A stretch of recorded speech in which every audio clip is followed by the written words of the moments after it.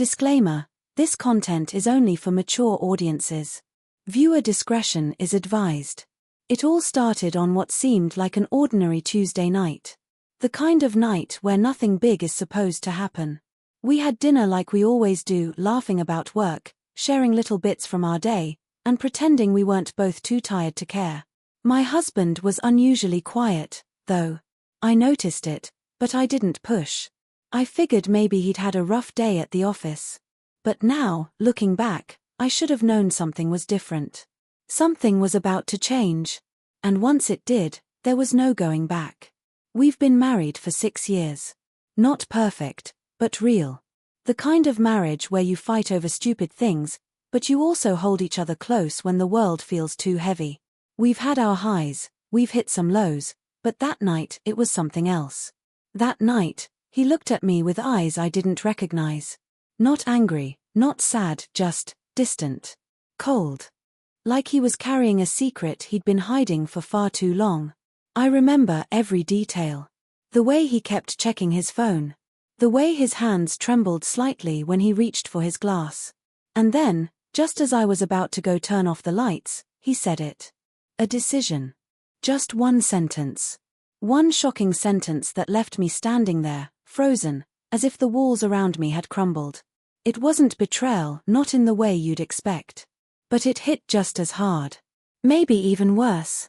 Because when someone you trust makes a decision that changes everything without you, it's like a part of your shared life just disappears.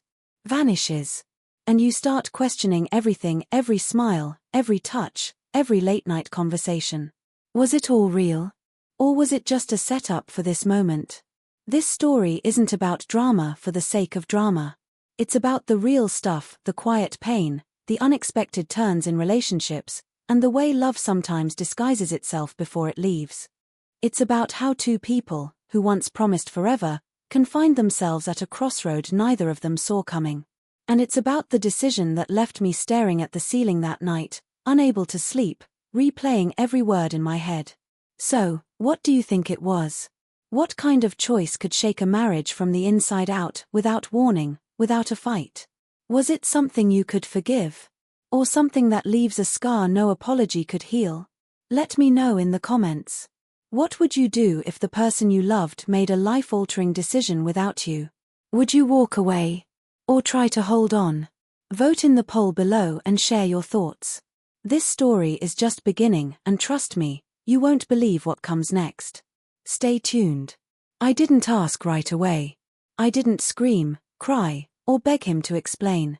I just stood there in the middle of our quiet living room, trying to process what he'd said. My heart was pounding, but everything around me felt slow, like I was stuck inside someone else's life. He looked at me, waiting for some kind of reaction, but I couldn't give him one.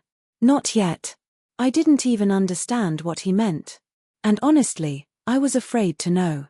We'd built a life together. We weren't perfect, but we were solid, or at least I thought we were. We had our routines, inside jokes, late-night grocery runs, weekend Netflix binges. Little things that made us us. I thought we had time to work through things, time to grow. But the way he dropped that decision on me, without warning, made me realize maybe we weren't on the same page after all. The days before that night had been quiet, almost too quiet. I remember thinking he'd been acting different. He was around, but not really there. He'd zone out during dinner, scroll through his phone longer than usual, take late calls in the other room. I told myself not to overthink it. He's just stressed, I said. Don't create problems that aren't there. But deep down, something had shifted. Something he wasn't telling me. He was the kind of man who liked control. Calm, methodical, always thinking 5 steps ahead. So whatever this decision was, I knew it hadn't been impulsive. He'd been planning it. Sitting with it. And somehow, I'd missed all the signs. Was it something about our marriage? Was it someone else? A new job? A secret? My mind wouldn't stop racing. I couldn't sleep that night. I just laid there next to him, watching the ceiling, listening to his breathing, wondering how many more nights we'd have like this side by side, but miles apart. I kept thinking, why didn't he talk to me? Why now? And why did it feel like he was already halfway gone before he even told me? I wish I could tell you I asked him then and there. That I demanded answers. But I didn't. I wasn't ready. Because once you open that door, you can't close it again.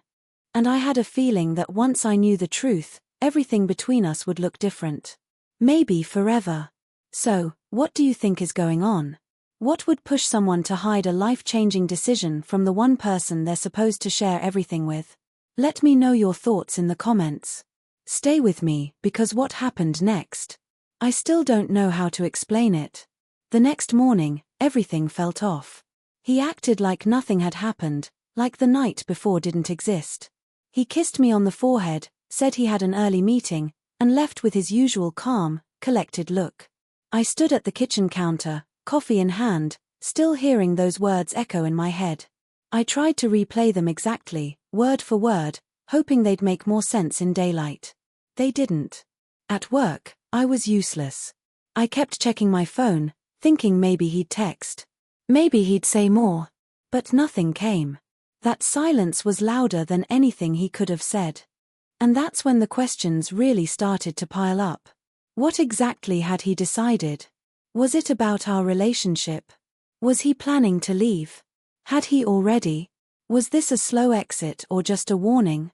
Later that week, I talked to Maya, my best friend since college. I told her just enough to get it off my chest but not enough to reveal everything.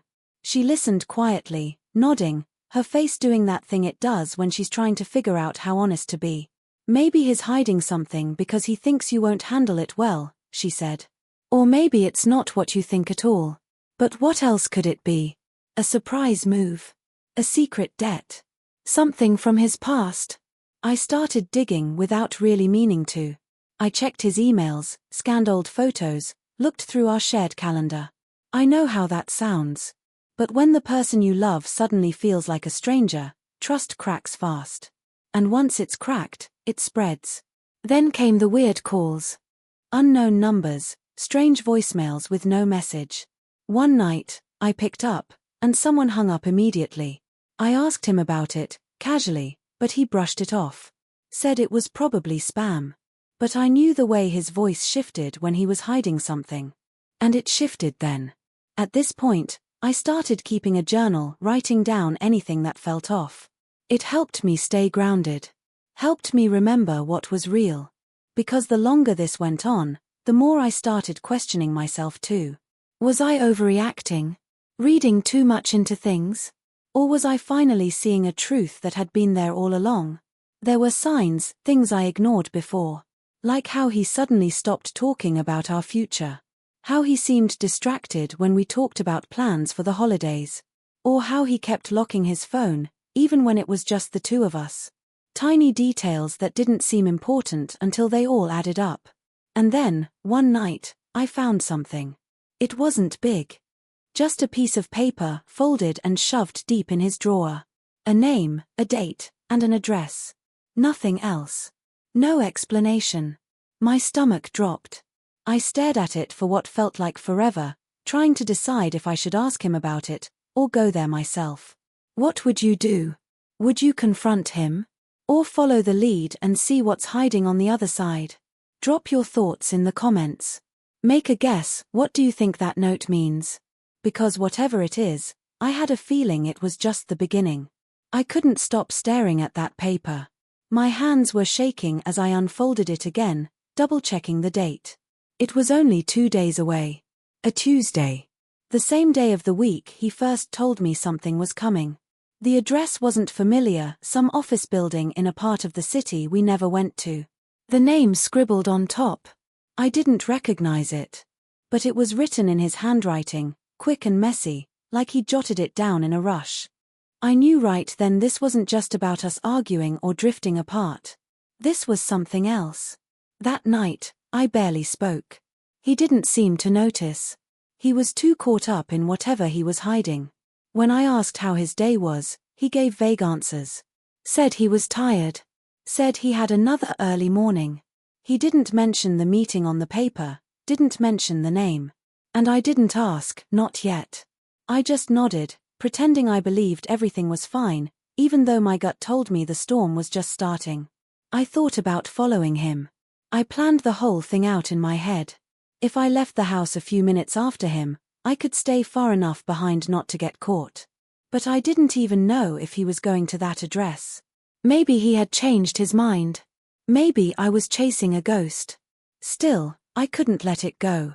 The night before the date on the paper, I barely slept. I laid next to him again, like nothing had changed, when everything had. I kept wondering if he knew I was onto him. I watched his breathing, thinking how strange it was to feel so close to someone and so far away at the same time. The next morning, he got up early, dressed quickly, and kissed me like always. Except it wasn't like always. It felt final. I waited 10 minutes, then grabbed my keys. My heart was pounding so hard it hurt. I followed at a distance, every red light feeling like it might break the spell and snap him out of whatever this was. When he pulled into the parking lot of that unfamiliar building, he didn't hesitate. He walked in like he belonged there. I parked across the street, frozen. I didn't know what I was about to walk into or who would be waiting on the other side. What do you think I should have done next? Wait for him? Go inside? Or turn around before I saw something I couldn't unsee? Let me know in the comments. Because what happened after that changed everything. That night, I couldn't take the silence anymore. I held the card in my hand, staring at the name. I knew I had two options: ask him directly and risk getting another half-truth, or call her and hear what he clearly couldn't say himself. My heart chose the first. He was brushing his teeth when I walked in, hands trembling, voice barely holding steady. "I know where you were," I said. He froze. Didn't look at me, didn't speak. "I saw the building. I saw her," I added. "And I know it's not an affair. So what is it?" He finally looked at me. And I saw it: fear, pain, guilt, all at once. "I didn't want to tell you until I was sure," he said slowly. "I didn't want you to worry, or get your hopes up." He sat down on the edge of the bed and pulled a folded paper from his drawer. Same one I'd seen. But this time, there were more pages, medical records, emails, consent forms. I picked one up, read the words clinical trial, and everything clicked. "I've been sick," he said. "For a while. I didn't tell you because I didn't know how. And then this trial came up. New treatment. It's experimental, but it's my best shot." The room spun. My throat tightened. I didn't know whether to cry or scream.